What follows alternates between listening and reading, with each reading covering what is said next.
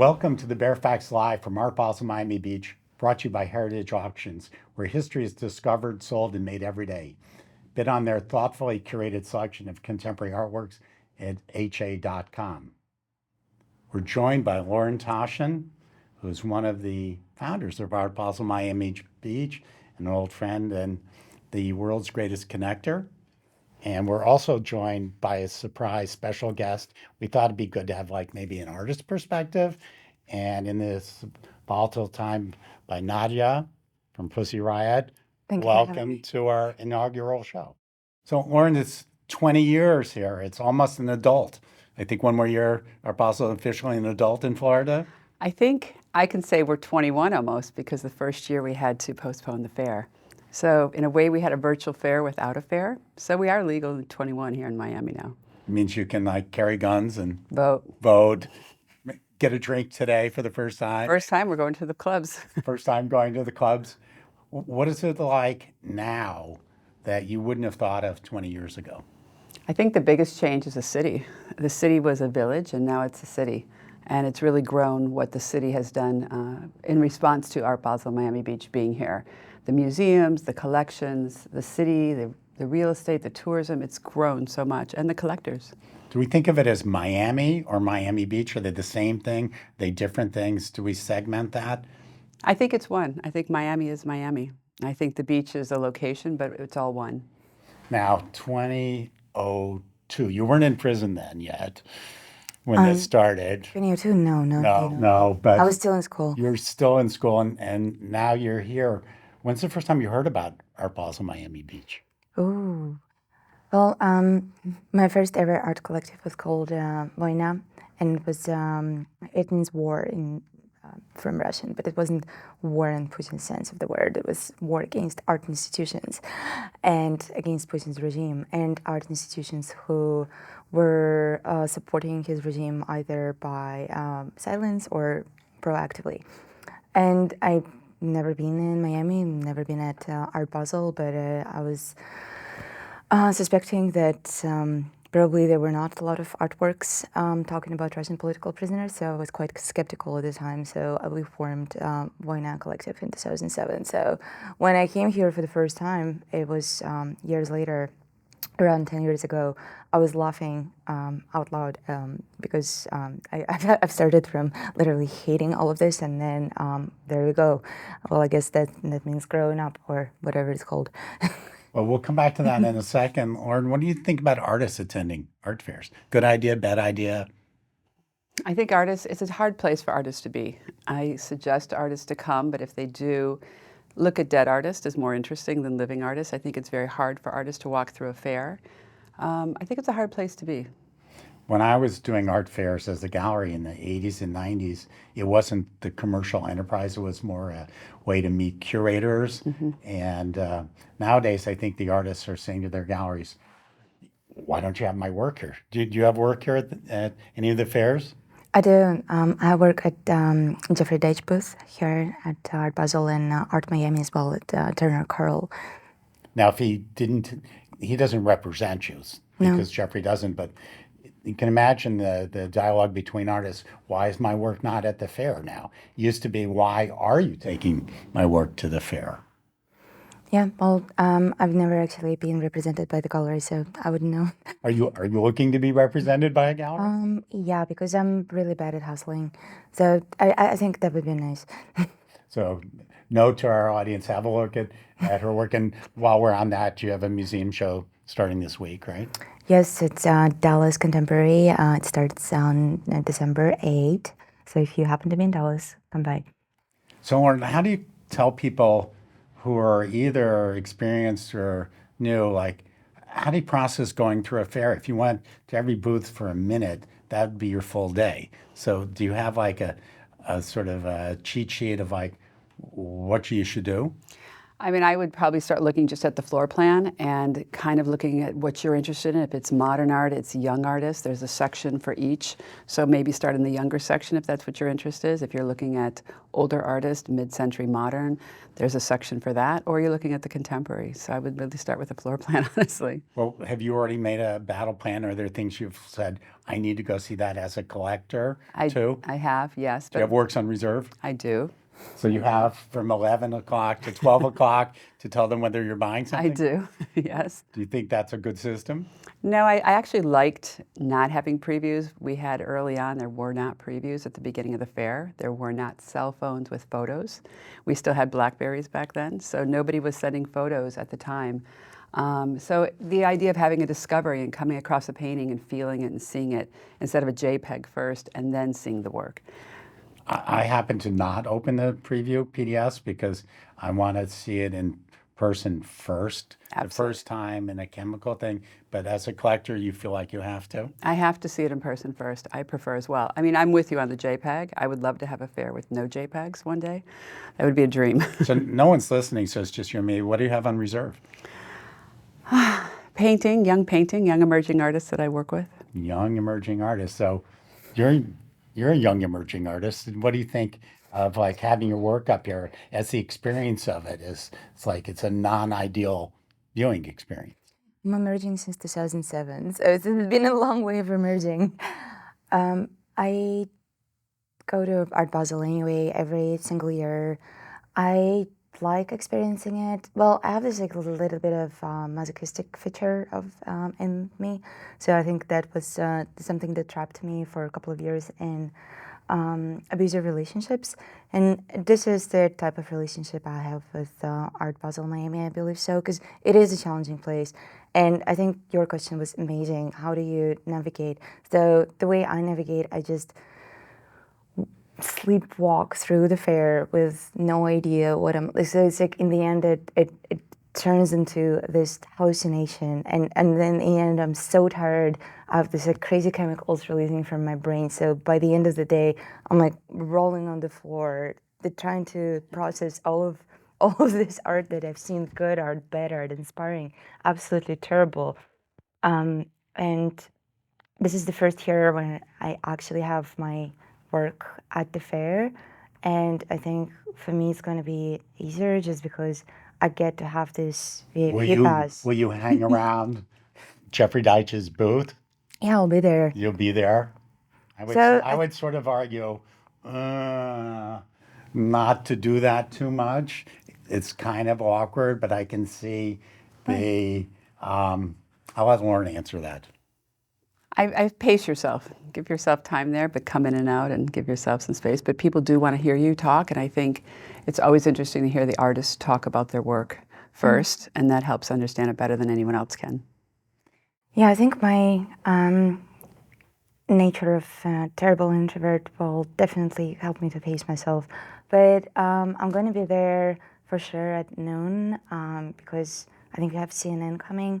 So I'm going to be talking about the artworks. So the problem is I look at myself equally as artist and activist. So the identity of an artist is very important to me, but I feel like when I exhibit my art, I'm almost like running for president of Russia because the current president is a piece of shit. So somebody else has to represent my country. So it doesn't matter. Like my feelings do not matter to me here. I will be standing there and talking about the work if people want to talk. I think that you're kind of an exception as an artist, and that you have, and we'll talk about this at the end, a legitimacy to your vantage point that's a little different. But I think for most artists to stand around the booth and see that people walk by and look at it for 3 nanoseconds would freak me out, or that my gallerist is not like standing in front of my stuff, but he's standing in front of the other, that there's a natural tendency for jealousy and for interruption. And also, 3/4 of what's going on inside is people talking to each other. I mean, how do you get away from people who just want to come up to you and talk? I mean, it's very social. It's very social. I don't know if many people get through the whole fair even the first day. They end up having to come back a second day or third day because you cannot get through it. And also come back when it's a quieter time too, that you can actually take your time and revisit works you want to see again and spend time with them. Well, in Basel, as they call it, which sounds weird to me, people really do go to the fair 3 days because there's no beach and it's not a socializing thing. So there's really much more art viewing. Here in Miami, I think people tend to go once and then they're off to other things. How many people have been part of the collective over the years? And the core is probably 20, 30 people, but then if you, we have a very simple rule. If you participated in an action, you're a Pussy Riot member. So then the second tier it would be, I guess, hundreds of people at this point. And we had a big splash, obviously, when me, Masha Lukhina, and Katya Simicevic were in jail. A lot of people participated, and obviously we couldn't count at the time because we were in jail. But yeah, maybe even thousands of people. There was a great event in Basel last year, and Ula Dreyfus did with Pussy Riot, and they performed for Ukraine during Art Basel last summer. Yeah. So the art fairs are also this great place for things to go on around the fair. Could you talk to that a little bit? Yeah, I think there's a lot of ancillary fairs to take place. There's a lot of performances, there's a lot of content that takes place, which I think is fantastic. And all the museums are showcased each day as well as private collections. So I think there's a lot to see and do. You need to be here more than 2 days. There's a lot in Miami offers during this time. And how you said Miami was a little village. Now it's like We have major architects that have built projects here. We have incredible collections here. Artists that are now realizing they can live in Miami. They don't have to leave Miami to do work and be an artist. so it sort of balances all those crypto guys who are now waiting tables for you. We that hope. moved down, and all those people who fled New York. Not good. So we have like a creative community to balance all those Absolutely. hedges and all that. Although it does Such push a a lot bad of the thing. artists out. Am I the crypto guy? No, but you. No, we tried to lead a feminist revolution in the crypto community for a couple of years. I mean, we still do. The crypto is kind of on a downturn, but yeah. I've been told NFTs are coming back. It's like, really? I don't know. I don't know that we'll see one at the fair. Do you think 2 years ago there were a lot of video at the booth, and now? Absolutely. Every artist was doing it, I think, to stay relevant too to a next generation. Is there kind of a movement that you feel, particularly you said you were looking at younger artists, is there sort of some commonality that you're seeing? I think artists are still responding to what's happening in the world today. I think what they're seeing and experiencing, the younger generation, how they see the world, absolutely. I mean, what I see is a lot of identity, but in a different way than when I was, Right. Back in the days when there was really more identity to politics. And we talked about that the other day, about how people are looking at it for your generation and generations under. Where do you think identity is coming in? And is it different than the classic, I'm a feminist, the different heritage? Has it shifted the discussion for artists? Versus which age, like 10 years ago? I'm saying 20, 30, 40 years ago. 20, 30. If you think of like Judy Chicago, or you think of some of the other female artists. Well, I think there should be a new wave, honestly, that it's very Hegelian. It's thesis, antithesis, and then synthesis.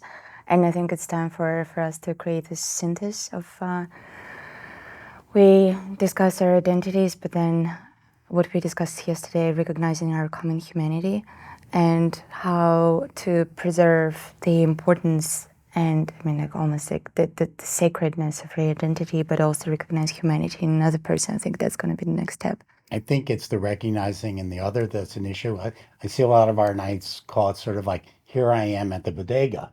And it's like, okay, dude, I've been to the bodega too. So great, you're there, and we're saying, but I need another level of identity. And I think you're identifying it into like, well, what's the community? What's that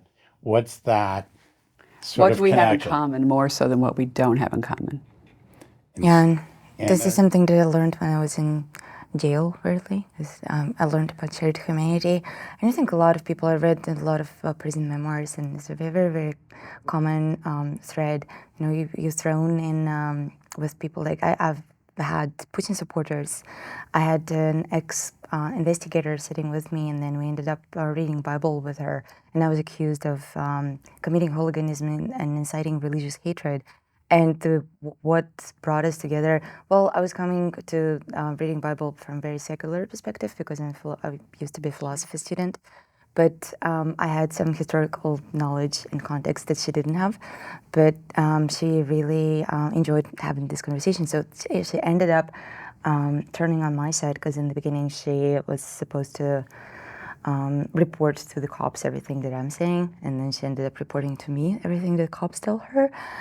So I think there's something very powerful in shared I think humanity. collaboration is the future of what we're going to see too going forward as a collective. Yeah. I think that's the future for change, for all ideas, is we come together and collaborate. I think that's where new ideas come from as well for And I artists. think we live still in that sort of selfie culture. Again, the identity is look at me looking at me. Right. And particularly in a volatile time, we're not really going to go down that road, but there's a lot of issues out there in the world that we can't escape. Yeah. There's not much communication when we're just screaming or just identifying ourselves. So that's why even with art, it's like, how are we trying to communicate through art to each other rather than just stake in the ground and saying, here I am. For me, that's not quite enough.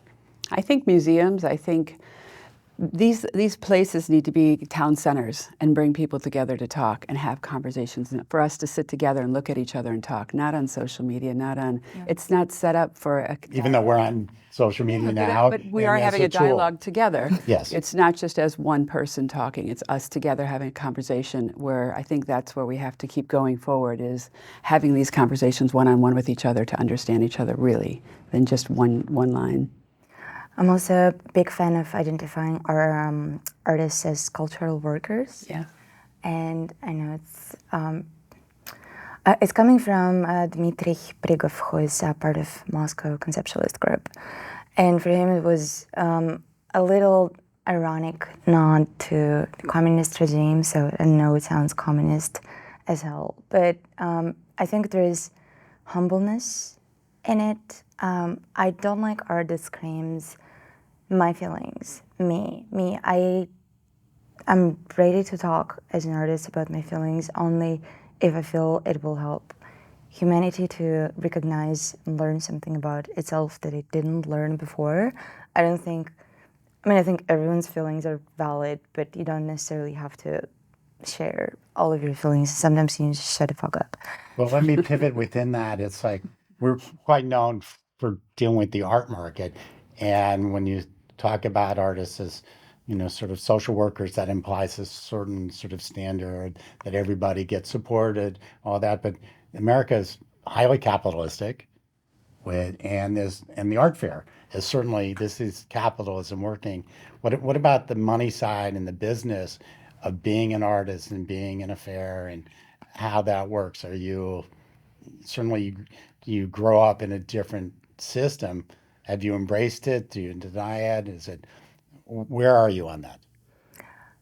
Russia is capitalist since the 90s. So I've been growing up in capitalism all the time, right? But I never had my art. It's right in the on the market. So it's been really.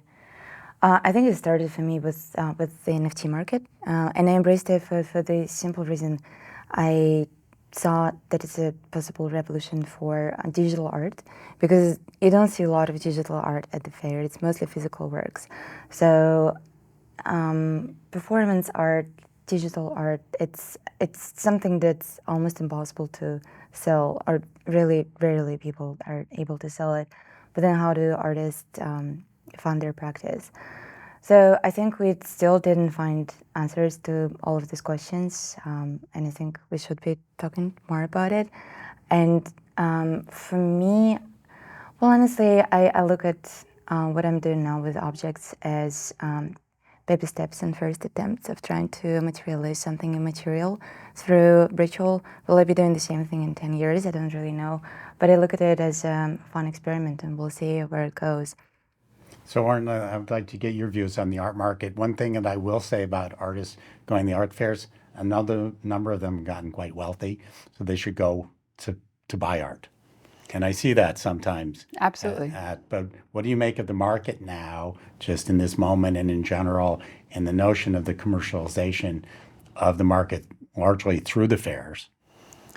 I think it's a part of the overall art world, the fair, but I do think there's other ways. The auctions are always, strong. Things may shift, I think, going into an election year globally, where we are with 2 wars going on between Europe and the Middle East. So I do think it's a pause time too. People are not always in a full mood right now to be buying art. They're putting their energies in other places right now. Or there's retail therapy on the other side. Always. Of like, I'll feel better if I buy a sweater or I'll buy a painting. Or buy a painting. The world's not falling down around me in Miami Beach. Right. Buy a painting. There's some of that too. Well, I think art is in a way saves us from all the pain and suffering that is in the world, in a way that finding beauty in the world and finding something to connect to in the world that is bigger than us. And I think art does that. And so will that keep with the market? Yeah, I think it will be a part of it. But I think the market is going to be shifting a bit. So a little bit more shifting from what to what? I think it's going to slow a little bit. I think things are going to calm for a little bit. Things are going to even out maybe as well. Is that good for you as a collector? It's like maybe things will get less expensive It's okay. and more available? I believe if the work is good, it'll hold. So we'll see. Only time tells. Some collectors are like, now it's going to be a good chance for me to get back in the game. And others are going to be like, it's less interesting because the money thing is less appealing. I'm not interested in the commercial part of it so much myself. I'm not, as a collector, I probably have one of the collections that probably is the least sellable because it's tough, very tough work, including Nadya's work that I have in my collection. Very tough work. But in a way, it's very personal too. So I don't collect just for the market, I collect for myself. And so it's what it does for me and how it feeds me, and to live with it. And again, for me, running across work that I don't understand at an art fair, can't do it. Mm-hmm. The only way I can do it is when I run into one of you, and this is what's going around the hall, is you're running into colleagues or friends and you say, did you see anything? And for me, the goal is to find one thing. I do this. I don't want to hear. I don't want to hear it. But if I told you, hey, Lauren, I saw this thing at that, you would go look. No. No? Okay. No. I'm not going to tell you. People pay me for that advice. But, I wouldn't. but you can tell me. You wouldn't do that. But no, I never, it's such a personal thing. I think art is so subjective that it has to speak to each person. And so to have that discovery for yourself is the beauty of being here at the fair. But the problem with the fair is then how to process that much information at one time. I don't know that our brain can process 10,000 works of art. Rolling on the floor. I'm telling you, that is the way. And do we roll on the floor after a cocktail? Doesn't matter. It's not like I roll on the floor not because of alcohol. I roll on the floor because of oversaturation. Well, bye. You'll see me later. You come back for our 4th iteration of this at the end of the day, and we'll have this tequila here, so then we can like roll around on the floor, and I can let out my inner Andy Cohen. Last question, Lauren, before we let everybody get in there. 20 years from now, yeah, what would we be talking about with Art Basel Miami Beach, you think? I think it's going to triple or quadruple how big the market is, how big the collectors are, how much it's going to expand. So we're going to need the whole building? I think we're going to need all 4 halls. It's going to bleed out, probably more fairs, more art, more collectors. It's to see how much it's internationally expanded. I think we'll see things in India, we'll see things in the Middle East, we'll see things in Asia expanding, we'll be seeing things expand in Africa, continue growth. Hopefully in Russia after. And Russia as well. We'll be going back to Russia. We want to have Russia back with for the Russian people. Very much. Into the free world. And leaders change, they don't live forever. Do you see things in 20-year horizons? I do. For myself or for Art Basel? Both, or either. Or I think as parents, we tend to see that you have a 15-year-old, I have a 17-year-old, you have 2 that are 13-year-old. 13-year-old. It's like we start to look, what will they be seeing in 20 years? Can you imagine? Definitely much more technology. My daughter wants to do something artistic, and like lately she's been looking into graphic design, but you know, she's 15, so she doesn't have to decide what she's gonna do. But my only advice to her is just to be good with technology, and it really doesn't matter what you do. As an activist, also you want to be digitally smart. You know, we raised $7 million for Ukraine because we embraced the technology that blockchain provided us. And I think if you want to be relevant, I guess, and good at what you do, you have to be good with technology. So I would argue, though, that painting's been around for thousands of years. It's our oldest art form, and I would hope that that'll still be, and I think you love painting, I'm sure, and you do, that that'll still be there as well. Absolutely. I will be, of course. Absolutely. I was telling Nadya the other day, my favorite part of the fair used to be, we had young kids come from different parts of the city of Miami, and they would come to the fair and they would meet with artists. And the artists would walk them through the fair and would talk about art and realize that there's the next generation of artists. And for those kids to know that they could be an artist one day, and then they could think about being that. So I think this museum for a week that the platform of Art Basel offers is incredible to the community here as well. Well, I'll take us out by saying I think the ultimate thing is going to be about community. And social media is a start towards that. It's not the real community, but there will be new ways of artists communicating with their viewers, their sponsors, and that we need to be nimble and pivot within that. And that I hope to be alive when I see something that's like the next sort of big ism will be in that way. So I appreciate the community of our people watching this live on film, the community of Lauren for helping making this, for one of our heroes, Nadya, joining us on our first episode. We're very proud to have you with us. And thank you for watching the Baer Faxt Live from Art Basel Miami Beach, brought to you by our friends at Turon Travel, the art world's travel specialists. They've been facilitating travel to the world's art fairs for over 40 years. So go to turontravel.com and they'll help you with all your flights and hotel needs. And we'll see you at 1 p.m. for our next live stream. Thank you, Art Basel, for helping us do this. Thanks, Art Basel Miami Beach.